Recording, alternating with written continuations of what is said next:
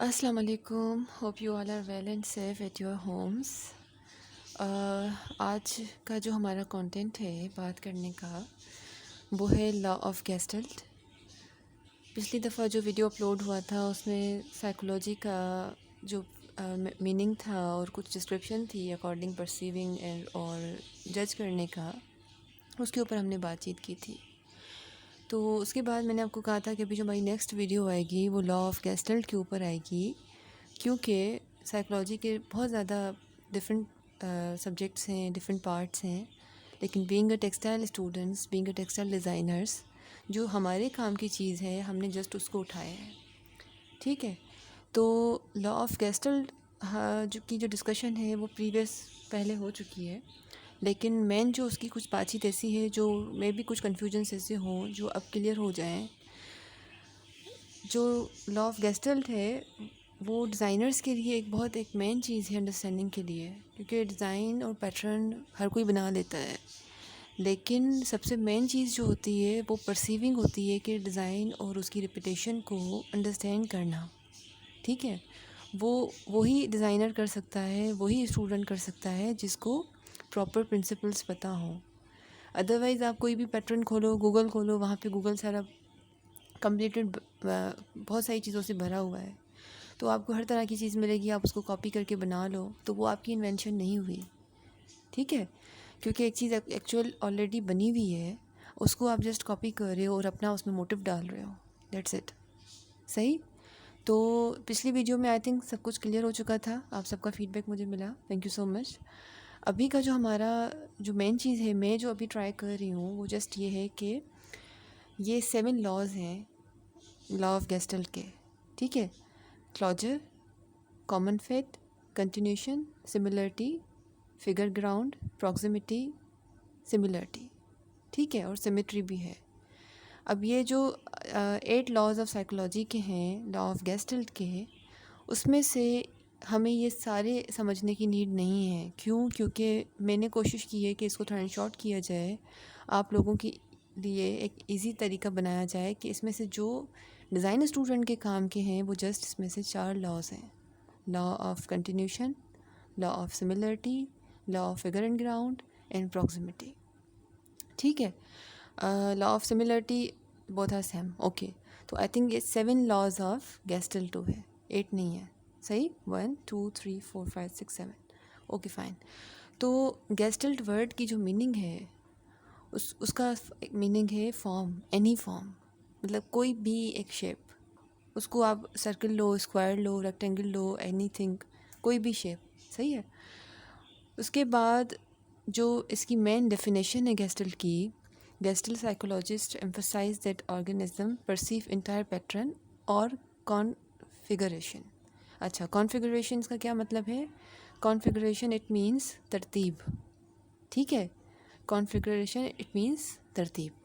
अब तरतीब जो है वो किसी भी हम एक ऑब्जेक्ट को, like if I have something like that, और ये अब मेरे पास एक ऑब्जेक्ट है, अब मैं इसके काफ़ी सारे डिफरेंट पार्ट्स बना के मैं उसको किसी भी तरीके से मैनेज करके रखूं तो वो एक तरतीब में दे रही हूँ। ठीक है, वो लाइन भी हो सकता है, मैं इस एक ऑब्जेक्ट को लाइन की तरह से अगर पेस्ट करती हूँ, या मैं सर्कल्स बना रही हूँ, या मैं इसका कंटिन्यूशन बना रही हूँ, तो वो एक तरतीब फॉर्मेट क्रिएट हो रहा है।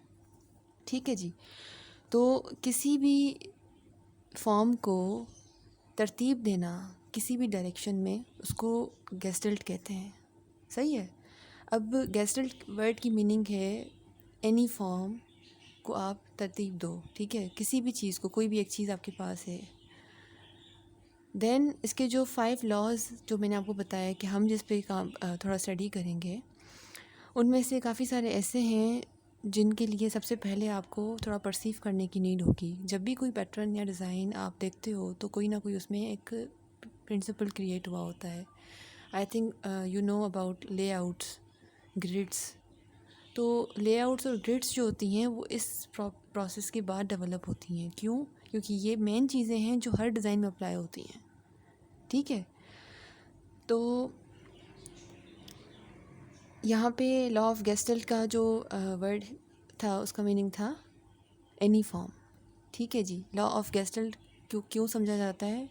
क्योंकि किसी भी एक फॉर्म को जब आप डिफरेंट तरीके से कॉन्फ़िगरेशन मतलब तरतीब देते हो तो वो कोई ना कोई लॉ बनता है। अब वो प्रॉक्सिमिटी भी बन सकता है अकॉर्डिंग आपकी तरतीब के, वो प्रॉक्सिमिटी भी बन सकता है, सिमिलरिटी भी बन सकता है, कंटिन्यूटी भी बन सकता है, और फिगर एंड ग्राउंड भी बन सकता है।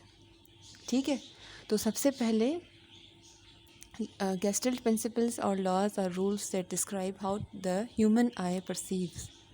ठीक है, यहाँ पे बात क्लियर हो गई कि गेस्टल्ट जो भी प्रिंसिपल होता है या जो भी इसका लॉ होता है, वो उसका रूल ये होता है कि वो ह्यूमन आई को परसीव विजुअल एलिमेंट्स, कोई भी चीज़ आपको सामने से दिख रही है उसको समझने में आपको इजी करता है। ठीक है, उस एलिमेंट को आप देखोगे, उस विजुअल को आप देखोगे, उसको जब आप परसीव करोगे मतलब अपनी आँख से देख के उसको समझोगे, तो वो कोई ना कोई डिस्क्राइब होता है लॉ का। सही, ये हर किसी को ये खबर नहीं होती। कोई आई थिंक आउट ऑफ 100 कोई 2-3% ऐसे होंगे जिसको इसकी नॉलेज होती है और वो ये चीज़ समझ जाता है कि ये लॉ है। देन वो आगे उस डिज़ाइन को मॉडिफाई कर सकता है, उस डिज़ाइन को चेंज कर सकता है। ठीक है, these principles aim to show how complex sense can be reduced to more simple shapes. It means ये प्रिंसिपल्स जो भी सारे सातों प्रिंसिपल्स हैं, ये उस सीन को, जो भी सीन आपके सामने क्रिएट हो रहा है या कोई भी ऐसी पिक्चर है या कोई ऐसा पैटर्न है, उस शेप को अंडरस्टैंड करने में आपके लिए इजी करते हैं। क्यों? क्योंकि अगर एक सर्किल है, फॉर एग्ज़ाम्पल यहाँ पे let me 1 minute, like this. अब इसमें क्या है, इस पिक्चर में एक ही मैनिक्विन बना हुआ है, वो बार बार रिपीट हो रहा है, तो आपकी आई मूव हो रही है, देन यहाँ पे स्टॉप होके फ्लिप होके फिर इस तरफ आ रही है। ठीक है, तो ये आपकी आई को ईजीएस्ट वे दे रहा है आई मूव करने का। आप इसको देख के आप जब अपनी आई मूव करोगे तो वो डायरेक्ट इस तरफ जाएगी, देन इस तरफ जाएगी। क्यों? क्योंकि इसका पर्सपेक्टिव इस तरह बना हुआ है कि आपकी आई इस तरफ फ्लो करे। सही है। They also aim to explain how the eye perceive the shape as a single united form rather than the separate simpler elements involved. तो कोई भी एक ऐसा एलिमेंट होगा अकॉर्डिंग टू लॉ, इस पर हम आगे आ रहे हैं आहिस्ता आहिस्ता, कि कोई भी ऐसा एक एलिमेंट आपके सामने रखा हुआ है, सर्किल आपके सामने रखा हुआ है, वो सर्किल जस्ट सर्किल है। ठीक है, लेकिन उसको जब आप रिपीट करोगे किसी भी तरह से अकॉर्डिंग योर चॉइस, जैसे उसको सर्किल को आप जैसे भी मूव करोगे, जैसे भी रिपीट करोगे, तो वो कोई ना कोई कंटिन्यूटी बनेगा, सिमिलरिटी बनेगा, या कोई ना कोई पैटर्न बनेगा, कोई ना कोई डेवलपमेंट होगी उसमें से। क्यों? क्योंकि आपने एक एलिमेंट को तरतीब में रखा। अब वो तरतीब कैसे रखनी है अकॉर्डिंग लॉ, उस पर हम आगे आ रहे हैं। ठीक है जी, तो यहाँ पे है सबसे पहला जो लॉ है वो है law of proximity. Law of proximity, proximity का क्या मीनिंग है? फर्स्टली हम ये देखें, करीब, प्रॉक्सिमेट इट मीन्स करीब। अच्छा, लॉ ऑफ प्रॉक्सिमिटी का जो डेफिनेशन है, the law of proximity states that objects that are near or proximate to each other tend to be group together. Okay, कोई भी ऐसे एलिमेंट, कोई भी ऐसा एलिमेंट जो बहुत करीब करीब रखा गया हो, ठीक है, और उसमें से कोई शेप बन रहा है। लाइक आपके पास सर्किल है, सर्किल को आपने कंपाइल करके इस तरह से अरेंज किया है कि उसमें से कोई शेप डेवलप हो रहा है। ऐसे डिज़ाइंस हमने देखे हैं। यहाँ पे अगर कोई डिज़ाइन हमें मिल जाए, law of proximity see, hope आपको ये दिख रहा हो।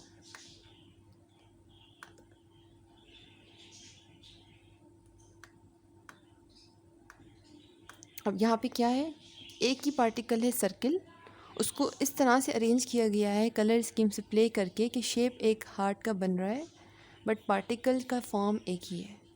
ठीक है, अरेंजमेंट कलर की चेंज की गई है, अरेंजमेंट साइज़ की चेंज की गई है सर्किल के, अरेंजमेंट उसके जो उसमें टेंट स्टोन्स यूज़ हुए हैं उसकी की गई है, लेकिन सर्किल ही है। सही है, तो उन एक एलिमेंट को करीब करीब रख के कोई फॉर्म बनाया जाए, that is the law of proximity. ठीक है, होप कि ये क्लियर हो गया होगा। किसी भी एक एलिमेंट को, किसी भी एक फॉर्म को करीब करके, कंपाइल करके किसी भी एक तरीके से रखा जाए जिसमें से कोई फॉर्म क्रिएट हो रहा हो, that is the law of proximity. सही है। What is the meaning of proximate? Proximate it means करीब, सामने सामने। तो वो एक अंडरस्टूड होगा जब आप इसके बारे में थोड़ा सा, हम अगर इसको थोड़ा सा फ्लिप करें, मे बी हमें कुछ सिमिलर मिल जाए डिज़ाइंस। अच्छा, see this is a colour wheel. अच्छा, यहाँ पे क्या है, डॉटेड में जस्ट कलर मूव हुआ हुआ है, वही एक डॉट है, उसका वही शेप है, लेकिन कलर चेंज होने की वजह से इसमें आई मूव कर रहा है, समथिंग इज़ चेंज। ठीक है, तो किसी भी एक फॉर्म को करीब करीब रख के कोई फॉर्म क्रिएट किया जाए। अब एक ही उन सर्किल को सर्किली फॉर्म में डिफरेंट कलर स्कीम से ये चीज़ बनाई गई है, बट ये सर्किल भी है और ये सर्किल फॉर्म भी है, और इसके अंदर जो कलर यूज़ हुए हैं उसके थ्रू इसमें जस्ट कुछ चेंजिंग दिख रही है। सही है, होप कि ये क्लियर हो गया हो। अच्छा, नाउ लॉ ऑफ प्रॉक्सिमिटी। ठीक है, what is the meaning of, sorry, now law of similarity. What is the meaning of similarity? Similarity it means मिलता जुलता। ठीक है, मिलता जुलता, सिमिलर, लाइक जैसे हम किसी भी चीज़ को कहते हैं कि ये इससे मिलता जुलता है, इट मीन्स एग्जैक्टली वैसा नहीं है बट सम हाउ मिलता जुलता है। लाइक एक शेप होता है सर्किल, एक शेप होता है लाइक थोड़ा सा टिल्ट हुआ हुआ ओवल शेप, लाइक एक शेल। ठीक है, तो मिलता जुलता इट मीन्स सर्किल है, सर्किल का फैमिली शेप कौन सा है? ओवल। ओवल को आप देखोगे तो वो थोड़ा सा टिल्ट हुआ होता है, but it's include in circle. सही है, सिमिलर इट मीन्स मिलता जुलता। अच्छा, लॉ ऑफ सिमिलरिटी में क्या है? The law of similarity is the gestalt grouping law that states the elements that are similar to each other tend to be perceived as a unified group. Similarity can refer to any number of features, including color, orientation, size, or indeed motion. Okay, the similarity, अच्छा, similarity law का जो main चीज़ है उसमें group बनाया जाता है। अगर एक हम सर्किल ले रहे हैं, उसको हम एक ब्लैक कलर में रख रहे हैं, तो सेकंड लाइन में हम उसी सर्किल को लें या उससे मिलता जुलता कोई शेप लें जो सर्किल की तरह ही लगे। ठीक है, तो इसमें ये परमिट हमें कर रहा है कि law of similarity is the gestalt grouping law. आप दो मिलते जुलते शेप्स का ग्रुप बना सकते हो और उसको आप सिमिलरिटी के हिसाब से रिपीट कर सकते हो through to any numbers of features. कोई भी आपने जो दो शेप लिए उसको आप साइज़ छोटा करो, रिसाइज़ करो, साइज़ बड़ा करो, उसकी प्लेसमेंट आपके ऊपर है, आपकी मर्ज़ी है, कैसे भी रखो, लेकिन वो ये पता लगना चाहिए अगर यहाँ पे ब्लैक सर्किल है तो वो ब्लैक दिख रहा है। अगर यहाँ पे ये ब्लैक नहीं होता, जो सर्किल खाली होता जैसे ये ऊपर वाला है, तो ये नहीं डिफरेंस पता लग रहा होता। तो अगर इस ओवल और सर्किल को मिला के आप कोई पैटर्न क्रिएट कर रहे हो या कोई आप डिज़ाइन कंपोज कर रहे हो, तो उसके फीचर्स के थ्रू, इट मीन्स इसके दो फॉर्म्स के साइज़ के थ्रू, इंक्लूडिंग कलर्स के थ्रू, ओरिएंटेशन, साइज़, इनकी साइज़ के थ्रू, जो मैंने आपको बताया, साइज़ को आप ज़ूम इन कर सकते हो, ज़ूम आउट कर सकते हो, और इंडीड मोशन, इट मीन्स इस ज़रूरी नहीं है कि सर्किल इस तरह लाइंस में रखे गए हों, इसका मोशन भी आप चेंज कर सकते हो। मतलब अगर एक सर्किल यहाँ पे है तो दूसरा आधा इसके ऊपर भी आ सकता है ओवल। तो दो डिफरेंट शेप्स का, दो सिमिलर शेप्स का, जो मिलते जुलते दो शेप्स हैं, जैसे स्क्वायर है तो स्क्वायर से मिलता जुलता शेप कौन सा होता है? रेक्टेंगल होता है। ठीक है, तो दो चीज़ों को कंपाइल करके आप एक चीज़ दिखा रहे हो through colours, orientation, size, motion. सही है, उनकी साइज़ को चेंज करके, उसके कलर को डिफरेंट प्लेसमेंट करके, उसके मोशन को, इट मीन्स उसकी गैप कितना रखना है, कितना नियर रख रहे हो, उस चीज़ों को आप कंपोज करके आपने ये लॉ ऑफ सिमिलरिटी को फाइनलाइज समझना है। ठीक है जी, अब इसकी इमेज देखते हैं कि लॉ ऑफ सिमिलर जो है वो टेक्सटाइल डिज़ाइन में किस तरह से दिखता है। सी, अब ये भी सर्किल है, ये भी सर्किल है, लेकिन इन दोनों को किस तरह से तोड़ा गया है कि उसकी फॉर्म को चेंज करके, उसके मोशन को चेंज करके, सिंपल, इंक्लूडिंग इनसाइड जो है वो भी सर्किल है, तो वो सर्किल्स के थ्रू ही एक फॉर्म ऐसा डेवलप किया गया है कि वो सारा डिज़ाइंस में इंक्लूड हो रहा है। ठीक है जी, मिलता जुलता, अब ये भी ऑब्जेक्ट इससे मिल रहा है, ये भी मिल रहा है, मतलब सेम ऑब्जेक्ट है, लेकिन उसको through orientation, through motion, through colour, through size, इस तरह से क्रिएट किया गया है कि वो एक परसीविंग, मतलब देखने में वो अच्छा लग रहा है। ये जब आप लोग बीइंग अ टेक्सटाइल स्टूडेंट, जब आपको लॉ ऑफ गेस्टल्ट की समझ होगी, आप जब इसको देखोगे तो आप ये एनालाइज कर सकते हो। बट एक आम स्टूडेंट या फाउंडेशन स्टूडेंट जब इस पैटर्न को देखेगा तो he said oh it's good और इट्स बैड, उसको वो परसीव नहीं कर सकता था। क्यों? क्योंकि उसको इसकी मीनिंग नहीं पता कि इसके अंदर कौन सा लॉ यूटिलाइज हुआ है। सही है। अच्छा जी, अब जो है हमारे पास वो है law of similarity. Okay, law of continuity. Law of continuity जो है उसमें इट्स वेरी सिंपल, कोई उसमें कोई हेडेक नहीं है। कोई भी एक ऐसी चीज़ जिस जिस लाइंस को आप परसीव करो, मतलब कोई भी लाइंस हैं, पहले मैं आपको थोड़ा सा ये बताऊं, we perceive lines is part of a continuous movement in order to minimize changes. मतलब कोई भी ऐसी लाइंस हो जो डिस्टॉर्ट हुई हुई हो लाइक दिस, उसको आप कंटिन्यू फॉर्म में जोड़ रहे हो। ठीक है। अब इसी तरह आपने काफ़ी सारे डिज़ाइंस ऐसे देखे होंगे। सी, अब इसमें जो भी डिज़ाइन डेवलप हुआ है, जो भी इसमें काम हुआ है, इससे बेहतर और भी हो सकता है। लेकिन आय जब यहाँ से स्टार्ट हो रही है, आँख जब यहाँ से देख रही है तो नीचे फ़्लो कर रही है, अगर यहाँ देख रही है तो ऊपर फ़्लो कर रही है। वाई? क्योंकि ये कंटिन्यू डिज़ाइन है, कहीं पे भी इसका डिस्टॉर्शन नहीं आ रहा। अगर ये कुछ इस तरह से होता, यहाँ पे जो ये लाइंस मेंशन हुई हुई हैं, तो यहाँ तक आय जाती, यहाँ पे आय रुक जाती, क्योंकि यहाँ पे ब्रेक था। ठीक है। तो उसके वर्ड से ही उसकी मीनिंग डिफ़ाइन हो रही है कि कोई भी ऐसी चीज़ जो कंटिन्यू चले। अब ये अगर जनरल हम देखें तो कोई भी ऐसी चीज़, नेचर में क्या चीज़ कंटिन्यू चलती है? स्नैक है, लीव्स, जो अपना काफ़ी सारे ऐसे ट्रीज़ होते हैं जो कंटिन्यूसली ऊपर जाके एक स्ट्रोम बन रहा होता है। ठीक है। तो हम जब नीचे पेड़ को देखते हैं, किसी भी ट्री को हम डाउन एरिया से देखते हैं, तो ऑटोमेटिकली हमारी आई मूव करके उसके ऊपर तक हमें ले जाती है। इसके और भी एग्जांपल्स हैं जो मैं आपको बताऊंगी परसीविंग में। What is the meaning of perceive, how to perceive, समझते कैसे हैं चीज़ को। ठीक है। देखते कैसे हैं चीज़ को। तो ये इट्स वेरी सिंपल, ये और ये बिल्कुल क्लियर है। Perceive two overlapping wavy lines instead of three shapes link together.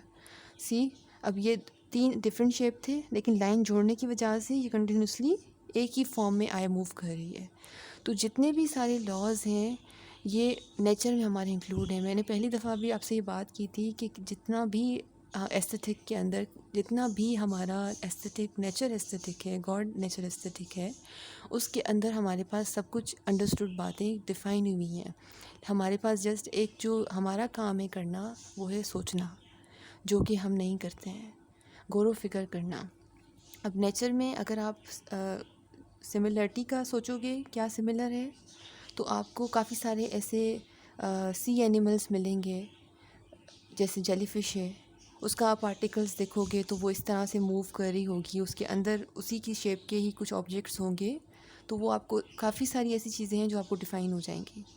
अब लॉ ऑफ प्रॉक्सिमिटी है, इसके अंदर एक इमेज थी जो हमने स्टार्टिंग में खोली थी।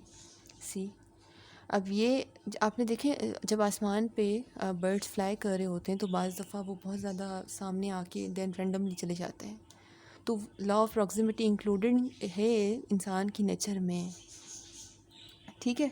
तो काफ़ी सारी चीज़ें साथ आके देन रैंडमली वो बिखर जाती हैं, किसी भी फॉर्म में चली जाती हैं, कोई शेप क्रिएट करती हैं। सही है। अब जो लॉ है अपना, हमारा जो लास्ट वाला लॉ है वो है figure and ground, law of figure and ground. अच्छा, figure and ground it's very simple. अगर हम इसको फिगर एंड ग्राउंड वर्ड की मीनिंग से देखें तो कोई भी ऐसा लॉ जो ऑर्गेनाइज्ड, यहाँ पे लिखा हुआ है, मे बी आपको नहीं दिख रहा हो, law of figure and ground organized is a type of perceptual grouping which is a vital necessity for recognization object through vision. Okay, like see this picture, इसको खोलते हैं। अच्छा,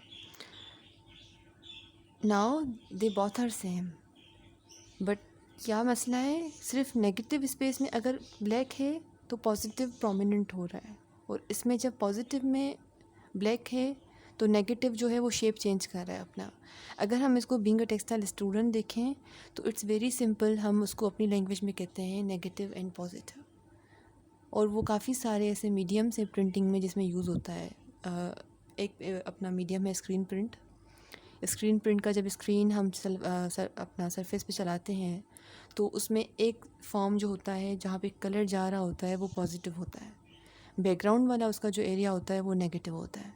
ठीक है, तो दोनों साइडेड उसके डिज़ाइन फॉर्म में आ जाते हैं। जैसे कि block printing, it's very simple. जब भी आप ब्लॉक प्रिंटिंग के लिए ब्लॉक बनने के लिए देते हो तो आपसे पूछा जाता है नेगेटिव है या पॉजिटिव है। मतलब जो एरिया आप ब्लैक रखते हो उसमें अपने डिज़ाइन के अंदर वो कार्व हो जाता है, जो वाइट एरिया होता है वो ऊपर डिज़ाइन में रह जाता है। ठीक है, तो it's very understood negative and positive. ठीक है, अच्छा, इसके बाद इसका law of figure and ground का इन टेक्सटाइल डिज़ाइन में देखें कोई भी एक ऐसा डिज़ाइन सीरीज कितना सिंपल है।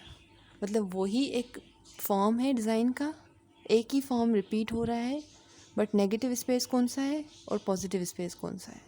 मतलब जो हम नेगेटिव देखें तो वो भी डिज़ाइन फॉर्म में लग रहा है हमें, पॉजिटिव देखें तो वो भी डिज़ाइन फॉर्म में लग रहा है। और ये काफ़ी सारे लोगोज़ में काफ़ी सारे मतलब अगर हम देखें कम्युनिकेशन की फ़ील्ड में, ग्राफिक डिज़ाइन की फ़ील्ड में, तो यही सारे लॉज जो हैं उसमें भी इंक्लूड होते हैं। यही सारे लॉज फाइन आर्ट्स में भी इंक्लूड होते हैं। क्यों? क्योंकि ये फ़र्स्ट एक स्टेप है परसीव करने का।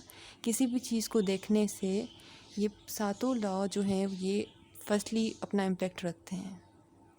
लेकिन जब अंडरस्टूड होती है चीज़ तो हम उस चीज़ को अंडरस्टैंड करके स्किल को समझ लेते हैं कि जिसने किया है काम उसकी स्किल क्या है समझने की। ठीक है, तो फाइनली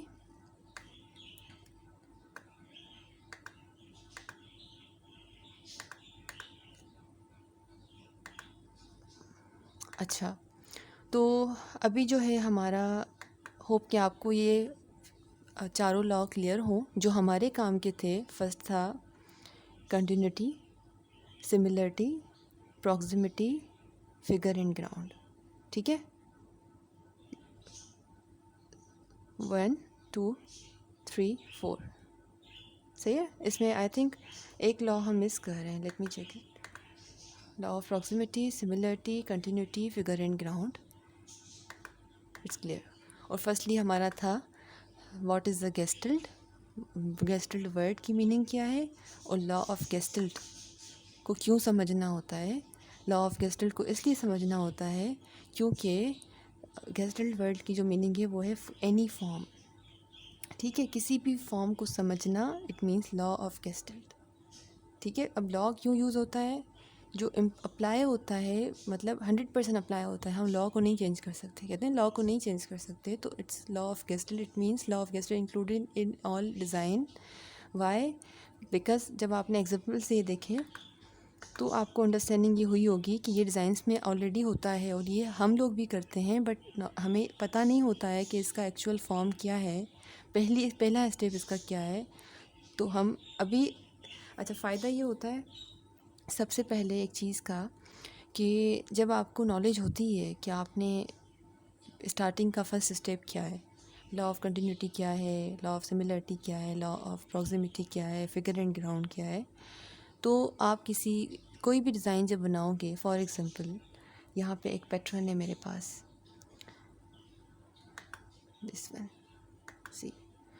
अच्छा, मेरे पास ये पैटर्न है। ठीक है, अब ये ऑलरेडी जो है वो फिगर एंड ग्राउंड पे बना हुआ है, नेगेटिव पॉजिटिव है।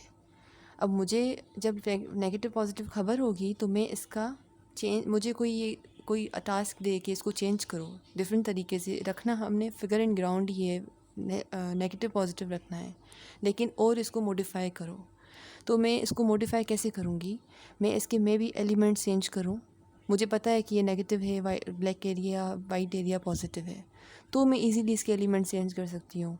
अगर मुझे ख़बर ही नहीं है कि ये नेगेटिव पॉजिटिव डिज़ाइन है, मैं इसमें कोई कलर पुट कर लूँ, मैं इसमें कोई और एलिमेंट्स ऐड कर लूँ जो कि मिक्सअप हो जाए, तो मैं नहीं उस चीज़ को समझ सकती। ठीक है, तो व्हेन आपके सामने कोई भी ऐसा इमेज आएगा जिसमें आपके सामने क्लियर होगा कि ये कौन सा लॉ है या ये कौन सा इमेज है, तो आप उस पर और काम कर सकते हो। अदरवाइज़ अभी मार्केट्स में मेजॉरिटी प्रिंट्स ऐसे होते हैं, काफ़ी सारी ऐसी ब्रांड्स हैं जो कि अगर आप देखोगे प्रिंट्स को, आप खुद ही आप प्रिंट्स जो वेयर करते हो, आपके जो घरों में प्रिंट्स वेयर किए जाते हैं, उनको आप थोड़ा सा देखोगे तो आपको पता लगेगा कि ये कौन सा लॉ है। फिर उस लॉ में कितनी वेरिएशंस हुई हुई हैं वो भी आपको दिखेंगी। कैसे? क्योंकि आपको ये चीज़ बेसिक का ख़बर होगा, देन आप चीज़ परसीव कर सकते हो। और लॉ ऑफ गेस्टल्ट का फर्स्ट मीनिंग ही ये है, हाउ टू परसीव, मतलब समझना कैसे है चीज़ को। सही है? तो अभी जितने भी डिज़ाइनर्स हैं या जितने भी आपके घर में क्लॉथिंग है, फैब्रिक है, उस पे जो आप वेयरिंग करते हो उस पे आप थोड़ा सा गौर व फिक्र किया करो कि ये चीज़ किस तरह से है। अगर आपको वो टास्क दिया जाए कि इसको बनाओ, तो आप उसको कैसे अच्छी तरीके से बना सकते हो। ठीक है? तो इट्स वेरी सिंपल। होप कि आपको ये समझ आया होगा सारी बात। अच्छा, फाइनली ये है कि इसके बाद हमारे पास है आउटलाइन से इल्यूजन और हाउ टू परसीव। वेट मैं आउटलाइन खोलूँ। आपका जो आउटलाइन है उसमें जो हमारे पास लॉ ऑफ गेस्टल्ट के बाद जो चीज़ें कुछ रहती हैं,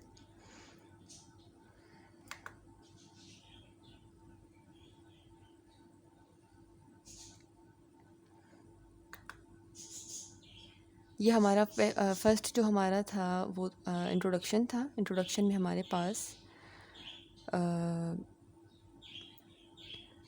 एस्थेटिक था, कल्चर था, एथिक्स था, मोरल वैल्यूज़ था। ठीक है? उसके बाद हमारे पास इन चीज़ों के बाद जो चीज़ें थी वो लॉ ऑफ गेस्टल्ट मेन चीज़ थी जिसको हमने अंडरस्टैंड करना था। लॉ ऑफ गेस्टल्ट के बाद हमारे पास जो है वो इल्यूजन है और हाउ टू परसीव है। ठीक है?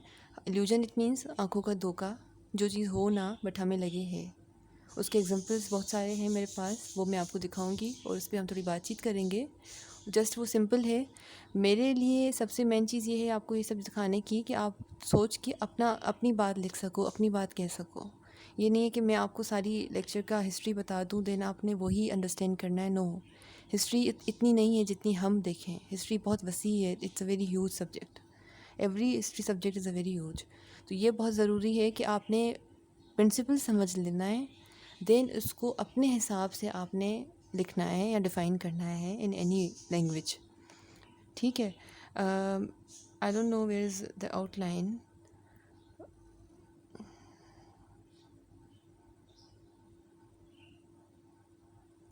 सो मैं ये आपसे नेक्स्ट अपना कंटेंट में जो हमारा वीडियो होगा उसमें मैं आपसे आउटलाइन डिस्कस करूँगी कि उसमें क्या क्या चीज़ें रहती हैं। मैं ये चाह रही थी कि हम आहिस्ता आहिस्ता इसको चीज़ डिस्कस करें, बट ये इतने लंबे सब्जेक्ट्स नहीं हैं। हाँ, समझ आ गया, देन जब आप उसको डिफ़ाइन करोगे तो आप एग्जांपल्स दे सकते हो, अपने कॉलम्स लिख सकते हो। कोई ऐसा एग्जांपल दो जो आपकी अपनी क्रिएशन हो इन एग्जामिनेशन, नॉट नाउ। उस पे फिर हम फर्दर बातचीत कर सकते हैं। ठीक है? होप कि आपको ये सारी वीडियो समझ आई हो। कोई भी सजेशन हो अकॉर्डिंग वीडियो, कोई बात समझ नहीं आई हो, आप मुझसे शेयर कर सकते हो, कमेंट कर सकते हो, देन हम उसको पे डिस्कस करेंगे।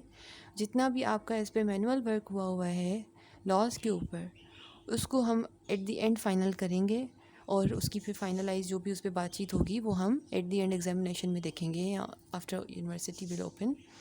देन इसके अकॉर्डिंग कोई भी कन्फ्यूजन हो लॉज के अकॉर्डिंग, आपने ये याद रखना है कि लॉज कितने हैं। मतलब 7 लॉज ऑफ गेस्टल्ट, ये आपको पता होना चाहिए। ये नहीं है कि आपने जस्ट याद रखना है कि 5 लॉज ऑफ गेस्टल्ट लॉज।